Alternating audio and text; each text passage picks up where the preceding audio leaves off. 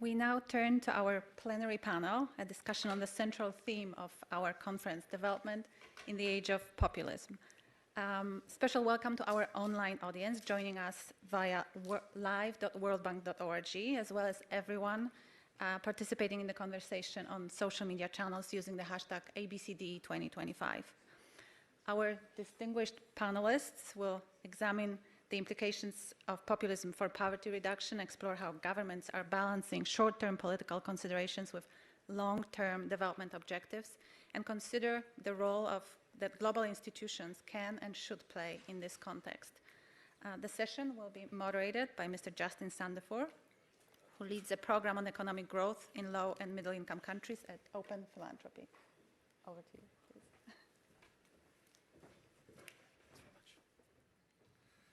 All right, good morning, everybody. Good to be here. So we're going to have a discussion here on our theme for the whole conference, development in the age of populism.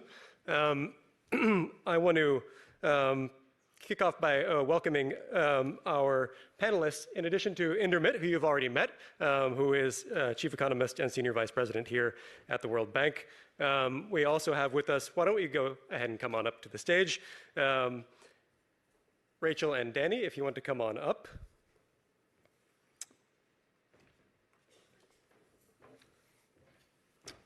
So Danny Quah is Lee Ka-shing Professor of Economics at the Lee Kuan Yew School at the National University of Singapore. He was a member of the Spence-Stiglitz Commission, former head of the Economics Department at LSE, and a name in my textbook in graduate macroeconomics when I was in school, I'm sure for many of us. Rachel Glenister is the president of the Center for Global Development just down the road, my former boss until a couple of months ago, former chief economist at the UK's FCDO, professor at University of Chicago, and the executive director of JPAL at MIT. So we are here, as I said, to discuss populism. Before we start in, one of the immediate pushbacks I got when discussing this panel with people is, populism is kind of circular. In development, we say, populism is whatever is hindering development, and a lack of development is what leads to populism. And so just to put kind of a definition from political scientists on the table, which the panelists can agree or disagree with, political scientist Cass Moody says, populism is an ideology that pits the pure people versus the corrupt elite or establishment. And I'm afraid to say, I think, standing here in the World Bank, we represent that economic establishment to some degree. Economists have spent many years studying populism. In the 1990s, Dornbush and Edwards, studying left populism in Latin America and the lack of fiscal constraints, and more recently, the rise of right-wing populism, leading to decay of institutions, protectionism, and declining trade. So today we're going to focus on two big questions. The first half, I want to ask the panelists about what explains the rise of populism, and in the second half, what are we going to do about it as development professionals?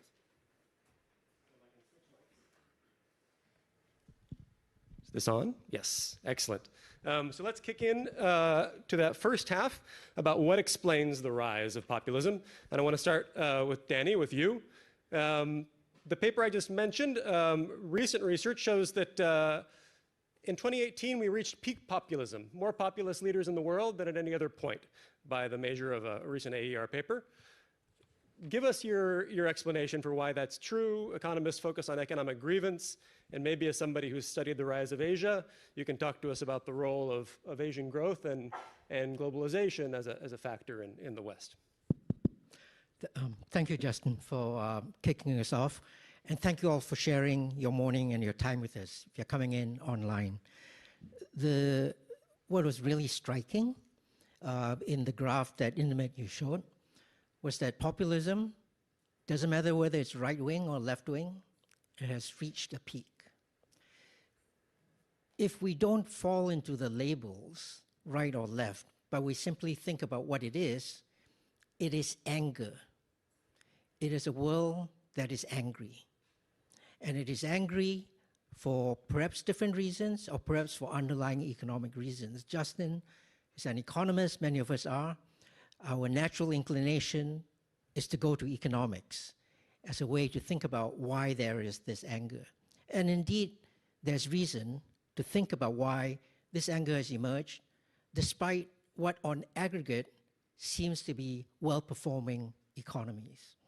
The aggregate numbers all look good. Growth is high, income's high. Aggregate numbers on average on literacy, on infant mortality, on average, all look pretty good.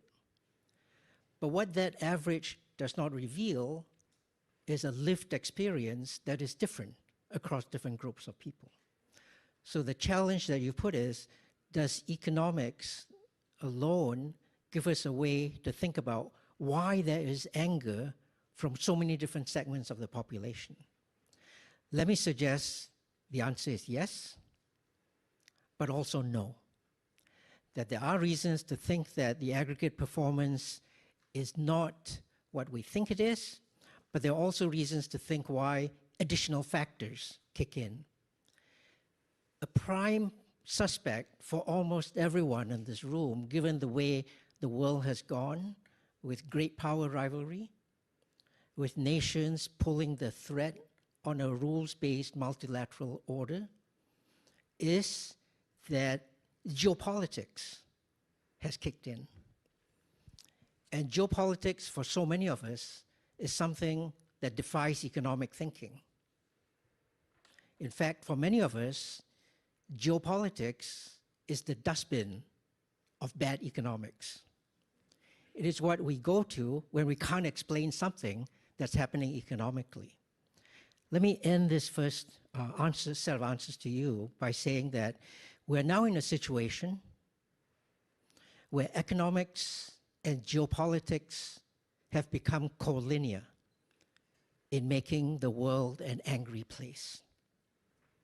The economics side of this comes from understanding that a globalized world with trade is one where relative prices are disrupted. A change in relative prices, even when it is along the way to making comparative advantage outcomes emerge, a change in relative prices is always disruptive to someone. In many countries, trade growth results in a change in relative prices that disadvantages the poor. When we see that, we think trade or growth results in inequality. Inequality reduces social immobility, and it makes people angry. But actually, as long as trade disrupts relative prices, someone somewhere is going to see disadvantage. And so rich people, if prices move against them, will also find cause to be angry. And whether it's trade or growth that's disrupting their livelihoods. This has now become collinear. This anger at economics has grown collinear with an evolution of geopolitics that has drawn sharp lines between different parts of the world. It used to be that America accused the rising large nations of being revisionists, of seeking to undermine the international economic order. America is the one now seeking to revise the international economic order through its actions. That dissatisfaction with the world sits well with a view that the rules-based multilateral order, which had historically been criticized by the emerging economies, now seems to have turned against rich countries. So economics and geopolitics have become collinear. It's made a lot of the world angry, and unless we're able to unpack and fix this anger that has emerged from trade, growth, the frayed multilateral system, we will continue to suffer this rising anger that's shown up in populism. That rising anger will continue to disrupt economic performance. We're in for a rough ride. That would be my beginning. Excellent. So let's see if we can explore where that anger comes from a little bit more. Rachel, let me turn to you. You lead a think tank based here in DC and in London. that advocates many times for more aid, better aid, more immigration, things that are not exactly hot on the policy ticket today. Have we in the development community gotten things wrong? Have we done things that we should be rethinking at this stage in terms of that development agenda? So thanks for the opportunity to talk about this. I think, yes, I think we've done some things that have made things worse. I think it's, if we look back to, Masood described these golden years of the 1990s when I was starting out in development, and you saw development budgets rise, and you saw very broad popular support for aid across the political spectrum, versus now, I think we really, as a development community, have to do some serious soul searching about why we've seen such a big turnaround. And some of it is as a result of, a more general response of anti-globalization, but I think there are things that we as a community did wrong, which I want to talk about. So first of all, those who supported aid on the left and the right used to work together very closely to push for things like debt relief and higher aid budgets. I mean, people forget that it was the right in the US that was the most important in pushing through the big increase in aid, for example. And we no longer work together. These two groups no longer work together. And I think part of the reason for that is the two groups are very uncomfortable about the language used by the others. And we need to get over that, and we need to start building coalitions again. Second, as development experts, we pushed the non-experts away. We said development's far too complicated for you to understand. Leave it to the experts and don't bother your little heads about it, right? And that is not a way to bring the median voter with you. For example, we used to have simple, transparent goals that the general population could get behind. And now we have mind-numbingly complicated goals that it's difficult to explain. We have far too complicated programs to be, I sat with ministers going through, lists of programs, thousands of programs, and any one of which would take me 20 minutes to kind of explain what it actually did, right? This is not a good way to communicate what you're doing. When I was working with politicians in FCDO, they would ask me for simple metrics to get up in Parliament and make the case for aid. But as civil servants, we pushed back and said, no, we don't want to give you the cost per ton of carbon or the cost for getting an extra child in school. We don't want to reduce things to these simple targets. But in doing so, we really undermined our case. And increasingly, I think that not only that we need to radically simplify the way we do aid, and that would help us not only in making the case for aid, but I think it would actually lead to better aid, more effective results for the poor in countries. Why would that be? It would be, we would spend, if we picked a few things that each agency was specialized in and did radically simpler programs, we could spend more money on the most effective interventions. We would get the benefits of economies of scale, which we know there's plenty of evidence that economies of scale are really important. The percent of money going to low and middle income country beneficiaries would go up a lot. We would spend a lot less money on expensive consultants. Procurement and evaluation would be much easier. And coming back to the point of making the case, we could explain what we were doing. Now, there are many bureaucratic reasons for why we end up with very complicated programs. I won't go into them now, but I think we actually can do something to simplify, to change the incentives in bureaucracies so that we end up with simpler programs. And it would also help countries that we work with, because at the moment, you know, every bit of government in a lower middle income country has to deal with, you know, 20 different donors, all of whom bring some tiny amount of money to the table in that one area. Whereas if everyone specialized, it would make their life a lot easier. Excellent. Okay, I want to come back a little later to this kind of what donors should be doing differently, but I want to go to Indermit on kind of the bank's client countries. Danny kind of talked about changes in relative prices and the anger that brings.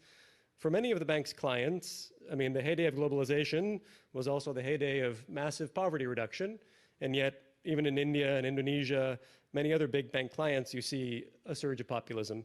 How do we explain the anger kind of in the middle income countries that have been your specialty over the years? Yeah. Good questions.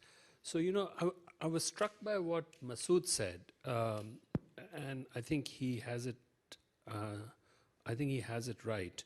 So, if you look at how people are reacting to all of this stuff, right? So, the first one is that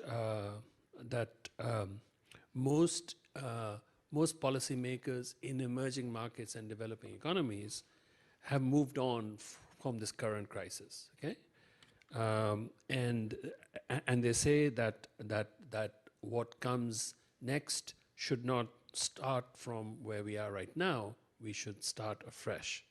I think that tells you something in the sense that this was a system that they didn't think was working particularly for them, and it doesn't require tinkering. It requires radical change. The second one, he said, was that programs they want are more national development than global public goods. I'm putting words in his mouth, I think. But basically that they would be, that there could be things that you have to do which is international in nature, but they're not global public in nature, okay? They are international and quote unquote private in nature. And then the last one he said was that because the drivers of progress would be national, not international, they want good practice, not prescription. Because prescription means that, you know, if you go along with what external actors are saying, it could be wrong, but because you'll benefit from other things that are happening globally, you might end up being the net beneficiary anyway. That's not the case anymore, right? So I think there are clues there. And if I had to sort of tell you, if I had to tell you about what I'm going to say tomorrow, I actually think that it's a combination of, rather than pointing fingers at the bilaterals or the others, suppose that we look in a mirror and say, what did we do right or we do wrong? I think if you look at the Bretton Woods institutions, and I include the WTO as part of that, one is definitely the failure to modernize. Okay? We tended to sort of hang on to old rules, old structures, and so on. And I think the WTO is a classic case of this. The second one, I think, is a failure to moderate. Okay? If you're not a populist, you are, generally speaking, you think like an elite. If you're elitist and not a moderate, okay, I think that one major advantage is gone. Okay, and then what happens is that so elites, when they become non-moderate, they tend to become very hypocritical. Okay, so they say one thing and they do another. And I think that the World Bank over the last few years was very, very hypocritical about climate, for example, especially that. And then I think the third one has to do with just being honest, right? And I think that people smell corruption. Just like they smell hypocrisy, they smell corruption very, very quickly. And I believe that some of the institutions became corrupt. I mean, in the sense that we were manipulating data, we were doing things to help the rich while we didn't particularly care about taxpayers in poor countries and so on. This is not a recipe for success. It is a recipe for asking for a gutting of the current structures and so on. So I think that's the reason why I don't particularly think of populism as a bad thing. I used to think like that, but then I went and actually did some independent thinking when I was at Duke University, Justin. There's no independent thinking that goes on in this building, okay? And so I came back with these thoughts. Yeah, there you go. Excellent. Your words, not mine. All right. We were talking broadly about explaining populism and the rise of populism, but we veered a little bit into the second question, broad set of questions, which is how should development policy respond to populism? And I'll switch up the order here and start with you, Rachel. I mean, I think your answer in particular kind of veered into, you talked about this radical simplification agenda on the aid side. CGD works on trade, works on migration. I mean, do you have a similar answer there? What do development actors do in the age of populism to sell migration as a development tool, for instance? Okay, so big question. I think at one level, demography is going to, put huge pressure on high-income countries to solve their, to let in more migrants. And so, I do think this is one area where there's going to have to be some change, just sort of, the economics of it is going to push for some change. And in the meantime, that may take some time. In the meantime, one specific thing that's been quite effective is to take specific skills that people know that there's a shortage of and say, well, let's give an exemption for this particular skill. And it's much easier to make the case for that. And my colleagues at CGD have done a lot of work on this, but I've also saw it post-Brexit when actually immigration to the UK went up. Why? Because they kept giving exemptions to specific skills that everyone agreed on, and actually you ended up with more migration.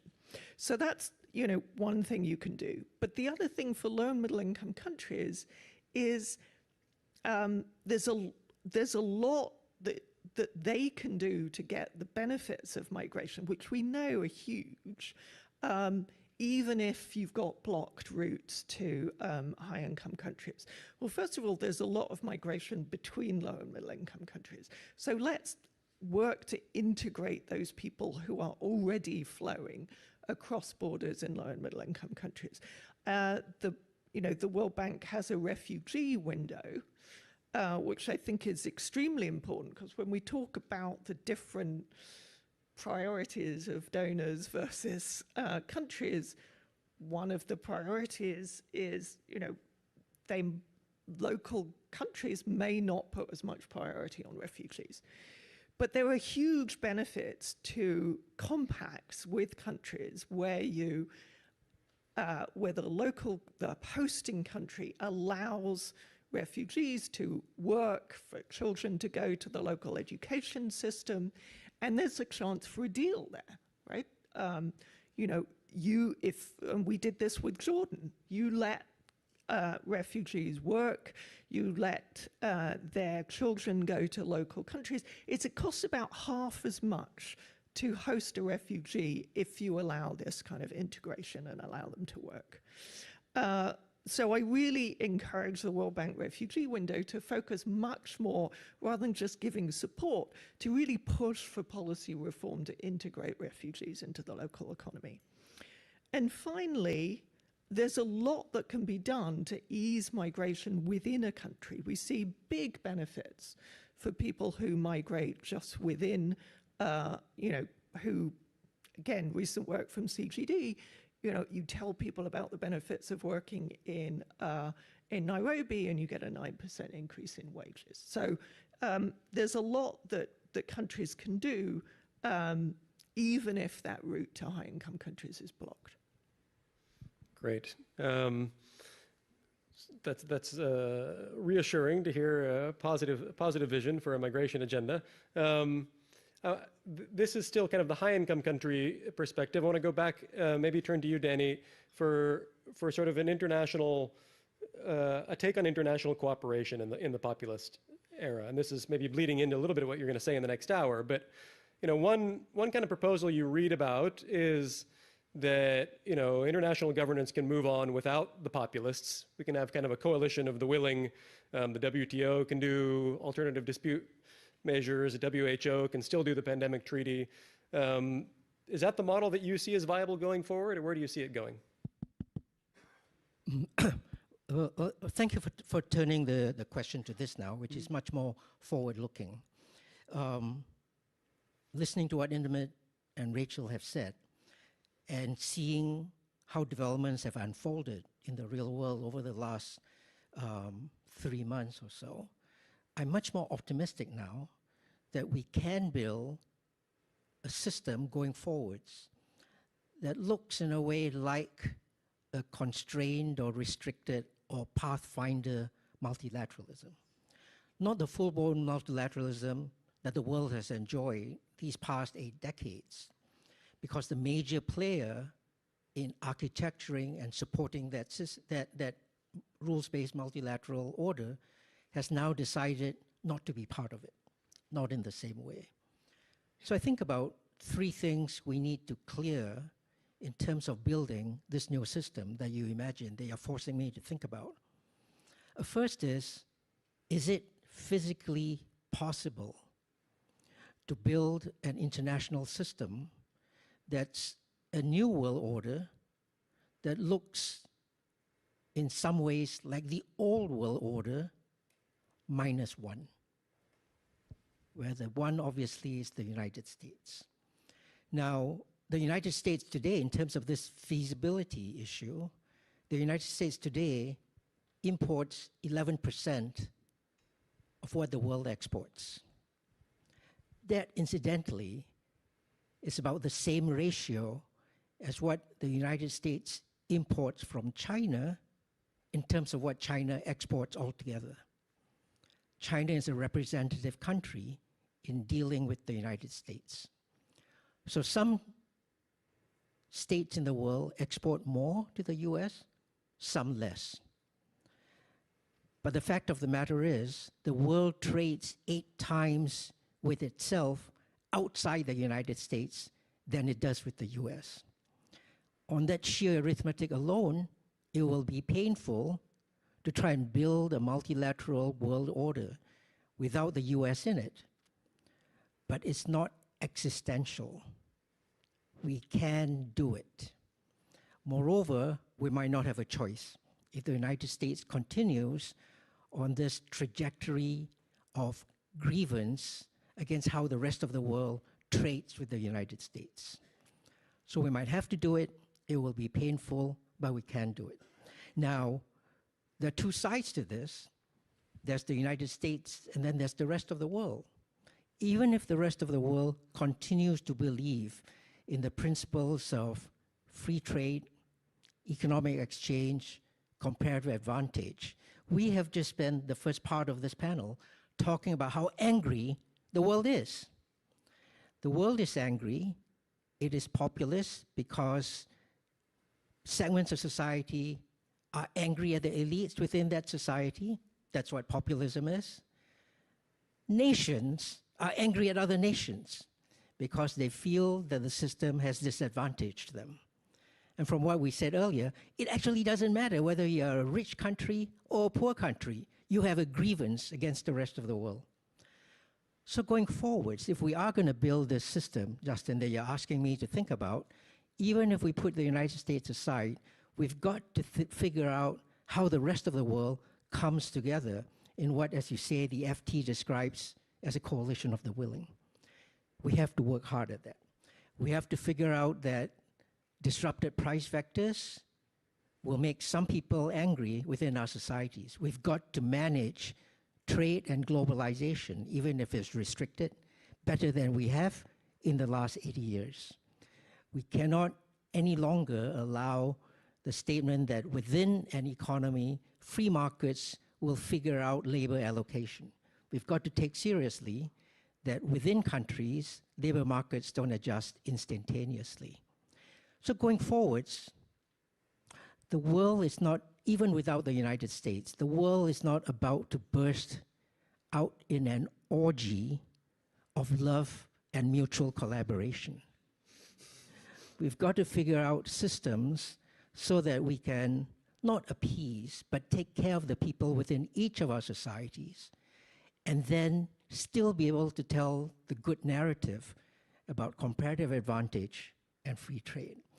I think we can do that. A lot of the world out there continues to believe, especially in the global south, they've come around to the view that free trade and comparative advantage is actually a good thing. Development is about strengthening the supply side of each of our economies. That works only if there's a demand side, a globalized trading system that picks up what we produce. The developing world understands this. The United States no longer see the wisdom to this. So I think that we ought to be able to build that, but we've got to build it by recognizing we've got to do it without the United States unless it normalizes and becomes like a regular country again. And we have to make the rest of the world understand why it's still a good thing for the rest of us. Let's have a last intervention from Indermit on that. And then just to get your questions ready, after this, I want to go to the floor. So if you want to, but please, Indermit, you're ready to jump in on that. So I agree with Danny on so many things, but then occasionally I disagree vehemently with him about some stuff. And I was thinking, why is that the case? Is it because of his Harvard education? Or is it because he lives on an island very far away from here? Or something, or some combination of the two? Because he's a super smart guy. But this thing about, you said that there's this one country that wants to sort of not be part of the world, in a sense, the world economy. So during the spring meetings, Danny, I was struck by my conversations with people from around the world, okay? And in particular, I was struck by the conversations with people from Europe. And at the end of the meeting, because they all came in with this thing about the US wanting to withdraw from the world and so on. But at the end of the meetings, Justin, it was very clear that the part of the world that was withdrawing from the rest was Europe, not America. America does not want to withdraw from the rest of the world. It wants to change its relations, or the way that it relates in terms of aid, in terms of trade, in terms of investment, other things. It wants to change those things. It's not withdrawing. So if you think that it's withdrawing, you're in for a nasty surprise, okay? It's not, okay? Or a good surprise, I don't know which, right? So I actually believe that at the end of it, I found that it was the Europeans who were much more passive, much more much more defensive, not just about America, but also about Asia, okay? And so they would complain and complain about the Trump administration, about this, about that. And then I would ask them, I would say, and what are you going to do about it? They didn't have a clue, okay? And so now, after that, I see this new initiative. It's called Europe First. I mean, for God's sake, at least be innovative, you know? Don't just copycat America, all right? Okay. So I don't know how you can be so wrong about these things. I think we need you to come and spend some time in Washington for a little while and get rid of these really bad ideas. All right, we'll get a last word, but I'm going to again encourage people to come to the mic if we'll have one round of questions for the panel. But please, Danny, you get a right of response. Yeah. I look forward to sitting at your feet and learning the truth about the world. But let me say, it is not Europe that's withdrawn from the Paris Agreement on climate change. It is not Europe that has filed papers to withdraw from the World Health Organization. It is not Europe that's likely to withdraw from the World Trade Organization. It is not Europe that has turned its back on its security partners over the last 8 decades, built on a foundation that came out of the Second World War and the Cold War. I think we're going to have a lively debate in the months ahead.